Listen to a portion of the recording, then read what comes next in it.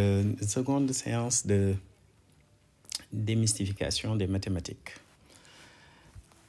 Aujourd'hui, nous allons faire quelques rappels sur les rationnels et les irrationnels. On est toujours avec les nombres réels. Donc, si on se donne un rationnel et on se donne un irrationnel. Donc ici, comprenez, je prends un réel qui n'est pas rationnel. Alors, la première chose qu'on va remarquer, c'est que la somme de ces deux-là est un irrationnel. Deuxièmement, si de plus R est différent de 0, alors R que multiplie X n'est pas rationnel aussi.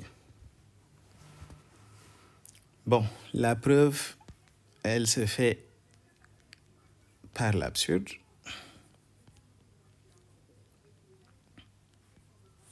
Puisqu'il nous est plus facile de maîtriser les nombres rationnels. Donc, on va, dans un premier temps, supposer que R plus X est rationnel. Ça veut dire, comme pour l'exercice précédent, qu'il existe P et Q tel que R plus X égale P sur Q. Ici, on n'a pas besoin de supposer que P et Q sont premiers entre eux. Et ça, qu'est-ce que ça implique?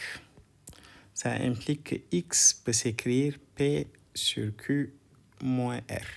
Mais n'oublions pas que R lui-même, c'est un rationnel. C'est-à-dire que R peut s'écrire P' sur Q'. Donc, X, c'est P sur Q moins P' sur Q', qui vaut rien d'autre que P Q' moins P'Q sur Q'. Donc, on peut remarquer que X est rationnel, ce qui est absurde, parce qu'au départ, on avait dit que X n'est pas rationnel. Donc, on peut en déduire que X... Donc, on peut en déduire,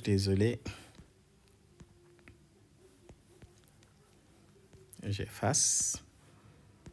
Donc, on peut en déduire que notre supposition de départ elle est fausse et notre supposition c'était que R plus X appartenait à Q. De même, si on veut montrer que R fois X n'appartient pas à Q, on va supposer par l'absurde que R plus X appartient à Q. Donc, je vais sauter quelques détails. Ça veut dire qu'il existe P et Q qui sont encore dans Z tel que R fois X égale P sur Q. Et ça veut dire que X, il peut s'écrire P sur Q que multiplie 1 sur R. Mais comme tout à l'heure, R peut s'écrire P' sur Q' parce que R est un rationnel. Et donc, si on revient ici, ça veut dire que X, il s'écrit P sur Q que multiplie Q' sur P'. Et ça veut dire P Q' sur Q P qui est dans Q. Donc, on vient de démontrer que X est rationnel et ça c'est absurde. Ce qui veut dire que la supposition de départ elle est fausse. Donc, R fois X n'appartient pas à Q. Alors, ce qui est intéressant ici, c'est que on a démontré que des nombres comme racine de 2, racine de 3, ils ne sont pas dans Q.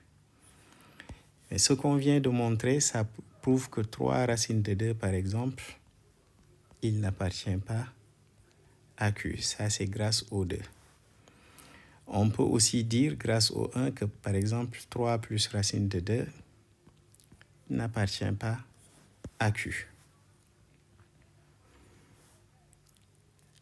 Donc, une question naturelle à laquelle on va répondre la prochaine fois, c'est que si on a x1 qui est un irrationnel, on a x2 qui est aussi un irrationnel, question alors, est-ce que x1 plus x2 est irrationnel? Est-ce que x1 fois x2 est aussi irrationnel? Réponse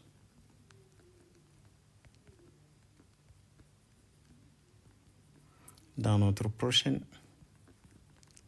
vidéo.